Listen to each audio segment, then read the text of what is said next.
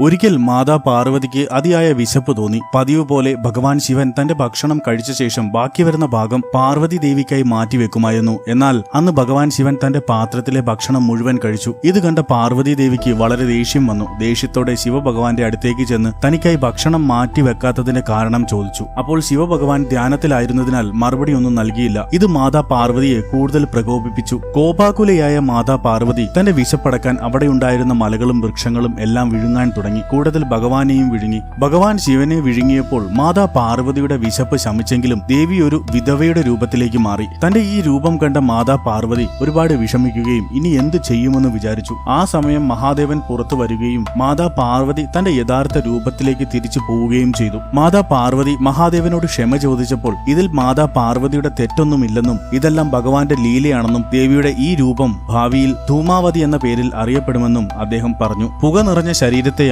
ഈ പേര് സൂചിപ്പിക്കുന്നത്. കൂടാതെ വിധവാ രൂപത്തിൽ ആരാധിക്കപ്പെടുമെന്ന് ശിവഭഗവാൻ ദേവിയെ അനുഗ്രഹിക്കുകയും ചെയ്തു. മാതാ ധൂമാവതി തന്റെ ഭക്തരുടെ ദുരിതങ്ങൾ, ദൗർഭാഗ്യം, ദാരിദ്ര്യം എന്നിവ ഇല്ലാതാക്കുന്നു. മാതാ ധൂമാവതിയെ ആരാധിക്കുന്നതിലൂടെ ജീവിതത്തിലെ പ്രതിസന്ധികളെ അതിജീവിക്കാനും ഐശ്വര്യം നേടാനും സാധിക്കുമെന്നാണ് വിശ്വാസം. മാതാ ധൂമാവതിയുടെ ഈ കഥ നിങ്ങൾക്ക് ഇഷ്ടമായാൽ ലൈക്ക് ആൻഡ് സബ്സ്ക്രൈബ് ചെയ്യുക.